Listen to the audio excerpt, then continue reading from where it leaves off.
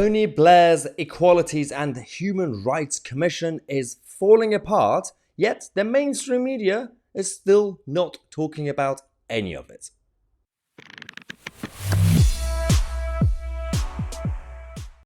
Okay, so firstly, on the mainstream media, they have this interesting strategy, which is they have their own reporters and journalists, and they have their own website as well as the TV channels and everything else. So you got all these correspondents and reporters from different areas coming up with stories, and they might even tweet about it, but they never actually end up being a proper segment on their TV channels, their main platform.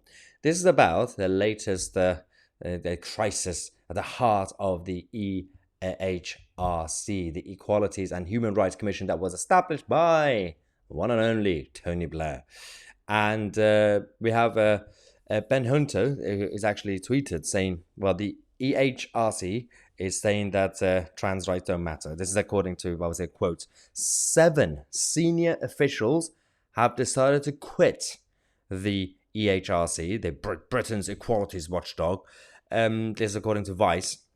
Now, the interesting thing about this is that just like the last video we just did for you guys about the Labour Party clashing with their own LGBT movement, the whole political left is falling apart. They're all eating themselves, and it's absolutely brilliant. But ordinary people in the middle are being hurt and damaged because of these divisions that the left and the hard left cultural Marxists are creating.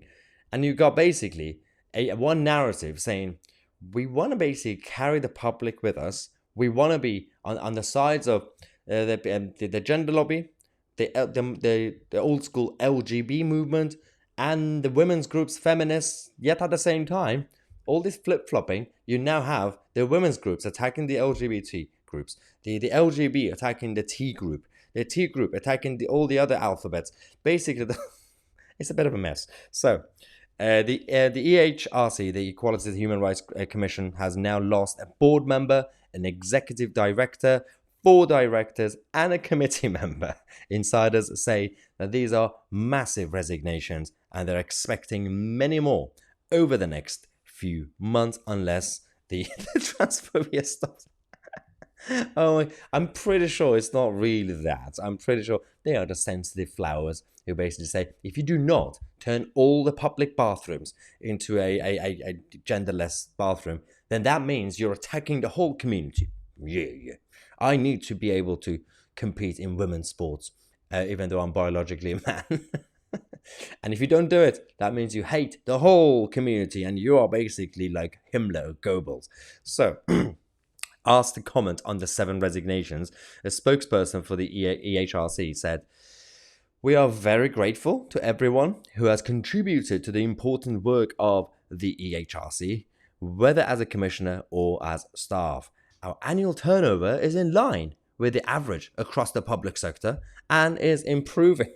What is going on with the political left and their own truth? This is my truth. It's like Nicola Sturgeon. You know the first video we did earlier today? She was basically the leaked video footage from her saying, well, the party's finances are in a very, very good position. Just because you say something doesn't mean it's true. Like they're going out there saying, well, the turnover is basically like the rest of the public sector. It's actually improving in our organization. You just had 7 senior resignations, and you want us to believe that your truth is basically a fact. Now, let's not forget, this is all his fault. Tony Blair.